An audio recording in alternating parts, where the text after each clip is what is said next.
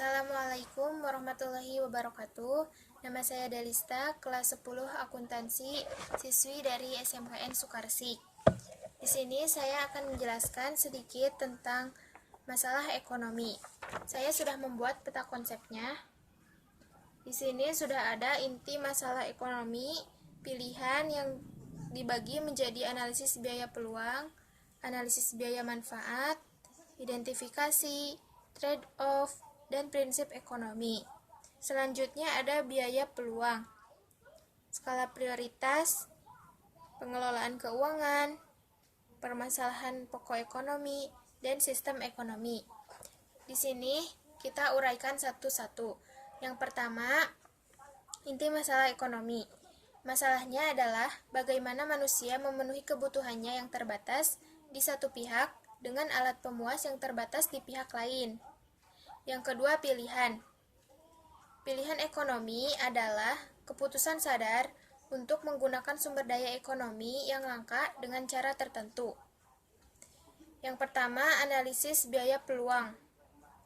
Biaya peluang adalah nilai barang dan jasa yang dikorbankan karena memilih alternatif tindakan.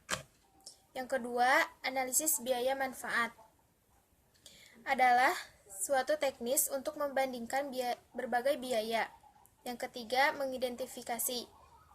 Mengidentifikasi di sini yaitu mengidentifikasi faktor pendorong kegiatan ekonomi. Yang keempat, trade-off adalah situasi seseorang harus membuat keputusan untuk memilih suatu hal dengan mengorbankan hal yang lain dengan alasan ekonomis. Kelima, yaitu prinsip ekonomi. Prinsip ekonomi di sini, yang pertama, pendapatan yang terbatas mengharuskan pembuatan pilihan. Yang kedua, konsumsi pembuatan keputusan dengan mempertimbangkan alternatif. Yang ketiga, sebuah barang dapat diganti dengan yang lain. C. Biaya peluang. Biaya peluang adalah segala sesuatu yang dikorbankan untuk mendapatkan sesuatu. Yang selanjutnya adalah perbedaan biaya peluang dengan biaya sehari-hari. Di sini, biaya peluang adalah pengorbanan untuk mendapatkan suatu tujuan. Biaya terdiri dari biaya eksplisit dan biaya implisit. Biaya eksplisit adalah biaya sumber daya perusahaan dalam bentuk pembayaran tunai, sedangkan biaya implisit merupakan biaya peluang dari penggunaan sumber daya milik perusahaan atau pemilik perusahaan. Yang D yaitu skala prioritas. Secara umum, kebutuhan akan pangan, sandang, dan papan harus didahulukan pemenuhannya dibandingkan dengan kebutuhan yang lain. Yang E adalah pengelolaan keuangan. Langkah pertama yang dapat kita lakukan untuk pengelolaan keuangan yaitu membuat pembukuan keuangan.